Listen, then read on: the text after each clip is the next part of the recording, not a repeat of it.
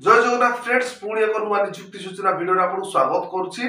So friends आज आपण मान आसी जाइए गवर्नमेंट पॉलिटेक्निक पुरी तरफ नियुक्ति आसी जाइए जार की जॉब लोकेशन रही Biju Patnaik institute of technology Puri रही तार जॉब लोकेशन रही गेस्ट फैकल्टी सब वैकेंसी आसी जाइए। टेबुल टी देखो तार पदवी देखो रही जाइए सिविल इलेक्ट्रिकल मेकानिकल पदवी रही जाइए। शिक्षा जगत देखो BTech BE in civil electrical mechanical engineering pass out थिबा दरकार और आपनकर एक्सपीरियंस अभिज्ञता जदि टीचिंग लाइन रे आपनकर एक्सपीरियंस अभिज्ञता थिबो तबे आपण माने ए नियुक्ति को ऑफलाइन जरिए आवेदन करि परिबे। और सेकंड देखंतु रहि जाउची guest faculty for chemistry subject पाई रहि जाउची। सेमति आपण बाहर शिक्षा जगत जदि MSc in chemistry pass out थिबो तबे आपण माने ए नियुक्ति को ऑफलाइन जरिए आवेदन करि परिबे। किपरि आवेदन करिवे देखंतु तारो मेल आईडी रहि जाय से मेल आईडी जरिए आपनकर ऑल सर्टिफिकेट सीवी पास साइज फोटो पठै के आपण माने नियुक्ति को आवेदन करि परिबे। मेल आईडी रहि जिवो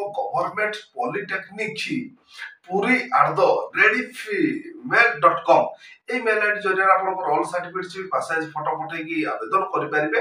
किंबा अधिक तथ्य विवरण जाना www.gppuri.in ए वेबसाइट माध्यम रे लॉगिन करके अधिक तथ्य विवरण पाई परिबे। एवं तार वर्क इंटरव्यू रह जाउची 17/8/2024 आपण माने 17/8/2024 सकाळ 10 घटिया 11 घटिया समय मध्य रे होई जिवो। आपण माने ठिकाना स्थल रे पहुंची कि इंटरव्यू देके नियुक्ति पाई परिबे।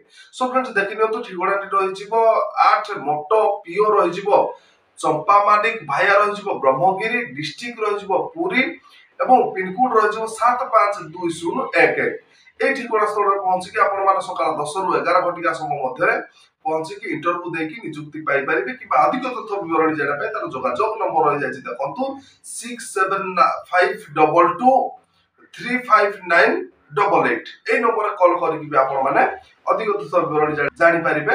एवं डिस्क्रिप्शन रे मु तार एडवर्टाइज लिंक देछि आपण माने विजिट कल अधिक तथ्य विवरण पाई परिबे। एवं फ्रेंड्स देखंतु आज तो थिला गवर्नमेंट पॉलिटेक्निक पुरी तरफ नियुक्ति सूचना। जदि आज नियुक्ति वीडियो टी आपण मानको भलो लागिथिबो वीडियो को लाइक शेयर सब्सक्राइब करबे। पाखरते बेल आइकन क्लिक कर देबे जाफଳରେ कि हम सर्वप्रथम वीडियो आपण देखि परिबे।